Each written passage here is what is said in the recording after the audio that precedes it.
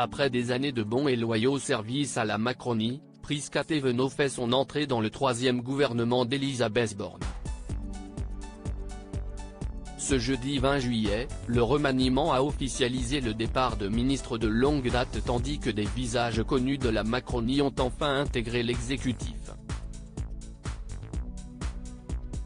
La députée Renaissance de la 8e circonscription des Hauts-de-Seine, porte-parole du parti depuis 2020, succédera ainsi à Sarah El Haïry au secrétariat d'État auprès du ministère des Armées, chargé de la jeunesse et du service national universel. Mais que sait-on de la vie de l'élu, à l'ombre de son engagement politique ? Née à Strasbourg de parents mauriciens venus habiter en France dans les années 1970, celle qui était entrepreneuse avant de se lancer en politique reste très attachée à ses racines. Si est là-bas qu'elle a décidé de se marier. Je suis revenue aussi avec chacun de mes enfants pour leur faire découvrir, dès leur plus jeune âge, le pays d'origine de leurs grands-parents maternels, confiait la trentenaire au site d'information L'Express.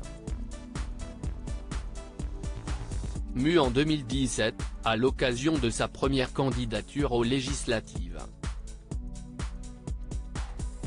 Les confidences de Prisca Thévenot en avril 2022, quelques jours avant d'être élue députée, Prisca Thévenot s'était confiée à Gala.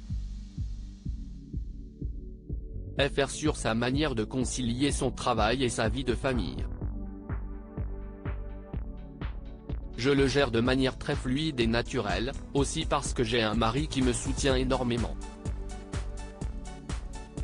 Il a aussi une vie professionnelle bien remplie, il n'est pas en politique, mais il me laisse l'opportunité de le faire, nous avait-elle révélé. Quand j'ai commencé à m'engager en politique, mon premier enfant avait 2 ans et mon deuxième avait 3 mois. Eux, ils m'ont toujours connu comme ça. C'est naturel pour eux, avait-elle poursuivi. Reconnaissant être une mère poule, plutôt stricte, l'élu insiste sur l'apprentissage des éléments de politesse. Prisca Thévenot s'était également épanchée sur les remarques et préjugés racistes auxquels elle a dû faire face en étant la mère d'enfants métis. On se ressemble, mais mon premier était blond quand il était petit, compliqué. Il est déjà arrivé que dans la rue on me dise, vous direz aux parents qu'il est très joli ce petit garçon, avait-elle raconté, expliquant qu'on la prenait pour la nounou.